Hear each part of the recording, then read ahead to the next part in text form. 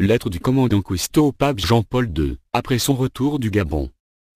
Le commandant Jacques-Yves Cousteau aurait adressé une lettre au pape Jean-Paul II, après ses fouilles sur les côtes gabonaises. Cette lettre a été publiée, en son temps par le magazine Femme d'aujourd'hui, il y a quelques années.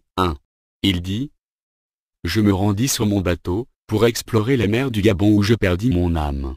J'y ai découvert des merveilles, sous les eaux de la mer du Gabon, des merveilles uniques au monde. Puis, je vis un navire hollandais dans les profondeurs des eaux de la mer du Gabon. Je visita le navire chargé des biens, et des ossements hollandais échoués au seuil de la mer inexplorée et inconnue du monde. Je vis l'or et le trésor enfoui dans une grande grotte, comme la Calédonie gardée par un dragon serpent, ayant un point rouge au front, qui se transforma en un puissant roi, un homme sirène qui avait des pouvoirs et me vit, frappa de sa queue sur ma caméra et me saisit. Il aimait me mena vers des autres dimensions pour voir les choses, que je ne peux pas mentionner dans cette lettre, et que ma langue ne pourra jamais prononcer.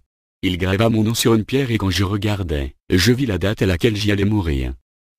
Saint-Père, prie pour mon âme qui, hormis les merveilles qu'elle vit également des choses abominables de ce petit pays, première puissance du monde dans sa face occulte, et dans ses mystères innombrables, et négligé par le monde.